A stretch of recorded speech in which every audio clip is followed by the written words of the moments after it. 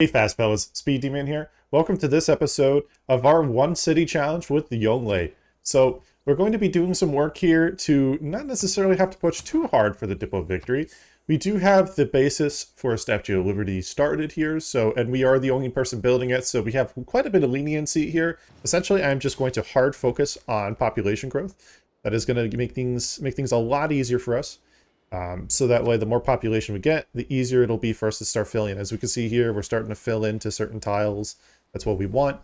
What we'll also be doing eventually is going back into castles and be getting bonus culture for the Great Wall improvement. So that'll definitely be a nice little bonus for us in the long term. That is the challenge of a science victory in that case, is that we have to play very, very aware of our position and just make sure we're ahead of the ball here. So we're going to go for another tech boost here. And then, since we're at a pretty nice population, we will go ahead and actually switch out to getting another spy. So let's see what our capacity is. We have 3 out of 5. Let's get a couple more. Okay, well that succeeded. That's good. This one just got here, so we are immediately going to gain sources. That way this one's taken care of. We don't need to worry about that. Let's go back to our capital and just keep finishing up on that one spy, though. I do want to get that spy taken care of because that is a very, very important one for us to have done. Especially because since we did just lose a spy, and getting one back is going to be a good way for us to maintain a little bit of tempo. Let's see, we can actually spend some of our gold here. So we're going to go ahead and do that and then buy a trader. That's going to be the last that we honestly spend our gold for quite a while here. Going to keep saving up our gold, making gold deals where we can with the AI, try to save up. And so when we go into the next era, what we'll do is we will take master plan, get that boost so we can get a really nice increase to our gold output. And that basically covers our needs for the time being. We'll have enough trade routes to be able to get utility out of this, but we're also going to be in a better position so that way we can start getting a lot of great people points out of this and should be able to pick this up. And then we'll see if we can try to pick another one up afterwards as well if we get lucky. And we're 3 turns away from science foundations being picked up. That is a very huge thing for us. Let's see, did we get lucky? We did.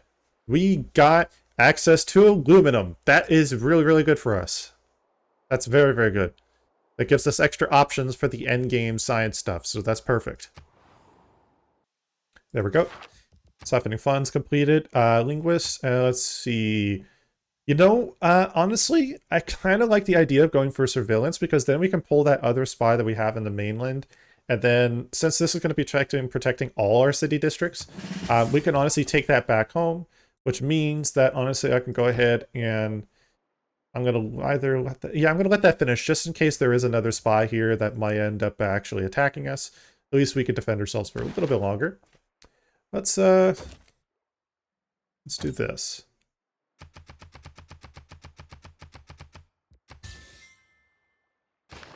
25 turns until the next session. So we are going to sell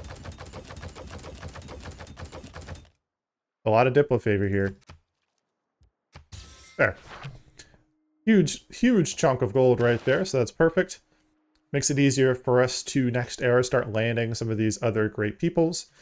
And we can see here, points-wise, we were doing pretty well. We got 21 per turn, which is not too bad.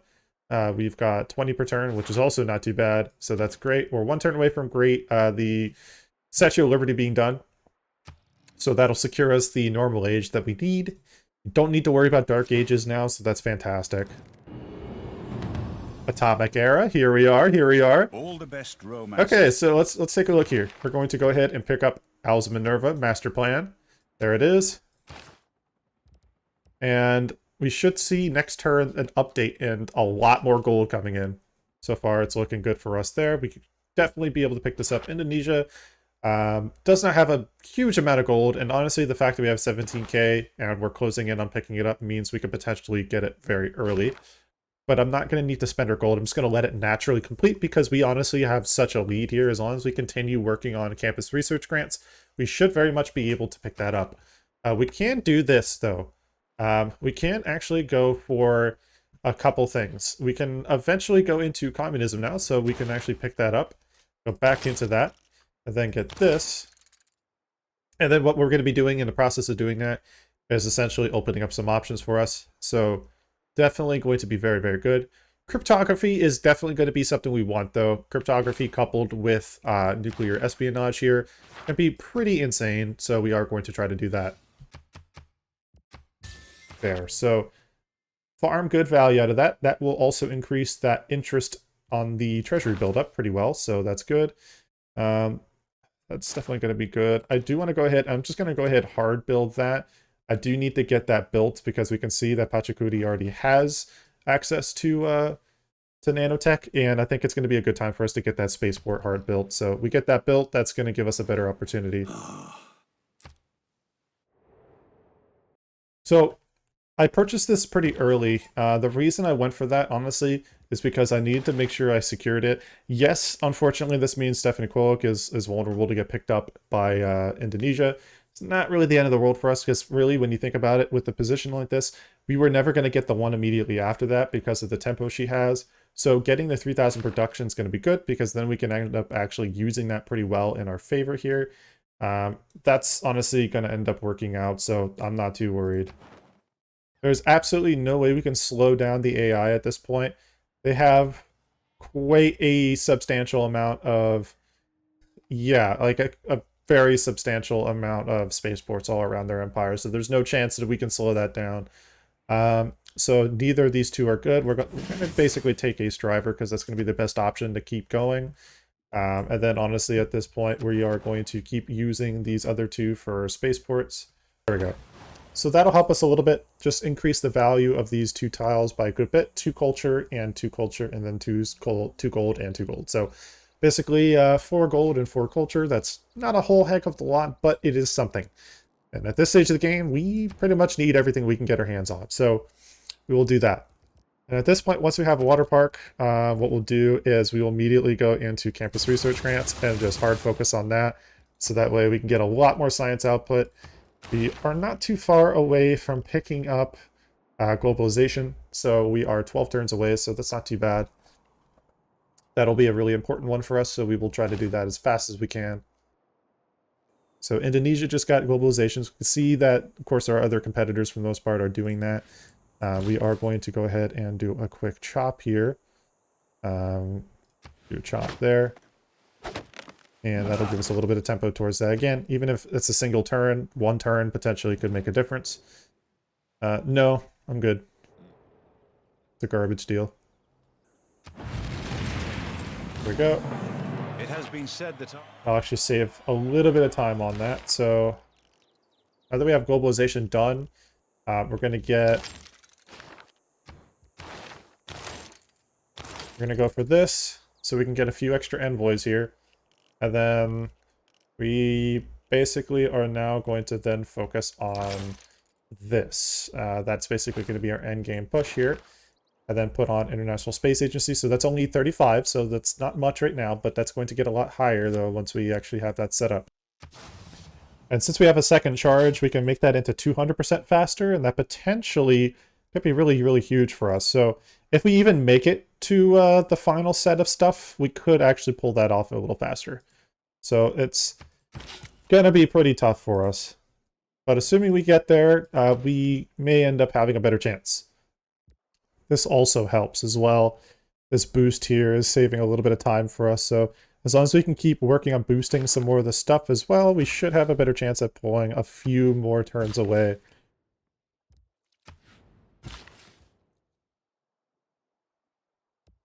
Fortunately, she's just kind of hanging out in a spot I can't do anything about. If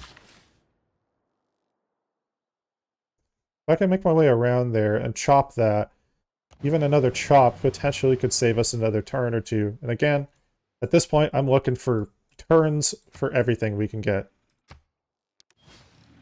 Yeah, this is basically the competition I paired up with this game as a one-city challenge. Was the worst possible type of scenario where the AI just, like, not even turned 200 and they had, like, 400 plus science, tons of culture, same thing here, same thing here. Like, most of the AI had such a huge advantage. Like, I don't understand exactly what about their world condition caused them to have such high yields, but it just worked for them. For me, this has been a pretty good setup. Like, this is overall has been a very good build. I've done a good job of managing a lot of the little things, taking care of a lot of other stuff and getting it going. Like overall, our build has been good. Like it's not like we've done a bad job. Unfortunately, it's hard not to fall short in a game that's so one-sided towards the AI, especially because this type of challenge is very difficult. One turn away from getting smart materials basically unlocks the exoplanet expedition, which we'll instantly get started on. So basically what that means is that we'll just need to work on the rest of this stuff as well if we're going to be able to have a chance at unlocking what we need.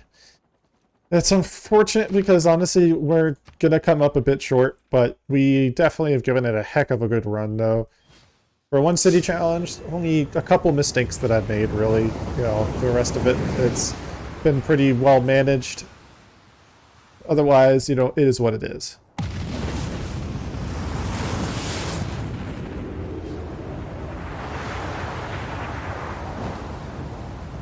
Oh shit.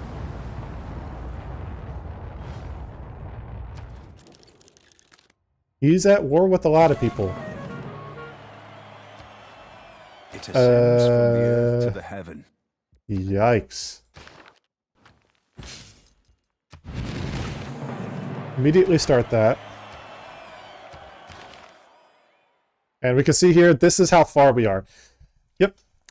That's the only thing that would have been able to give us a win, and there's no chance we can get it. So, kind of freaking sucks.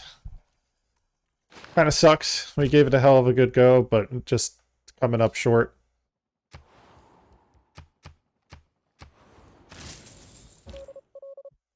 We definitely gave it a good run. We did a lot of things right and very few things wrong, but unfortunately it just doesn't work out. But that's all good. We learned a lot from this game. This type of game where really things weren't going to be in our favor from the get-go. The whole point of the challenge is that it's a challenge. And sometimes challenges don't go in your favor. And that is a lesson in itself, is sometimes acknowledging that it may not always work out the way you want it to. But you still have to keep pushing and keep on trying. Yep, so unfortunately we did lose. We did our best to kind of pull back a good win and, you know, play through as well as we could. Yeah, so in terms of development, we can see here for one of the major things, which is science output, player science. This was very much a bit one-sided. In our case, we did really well to start working our way back up and chipping our way in.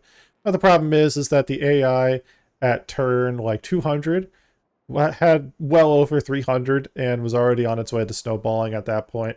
Pachacudi snowballed a little late, and the others were kind of like not too far behind. Unfortunately, I did my best to come back there. It's just an unfortunate aspect of the challenge itself. You know, you are literally having one singular city. Okay, so just doing a quick overview before we finish the episode.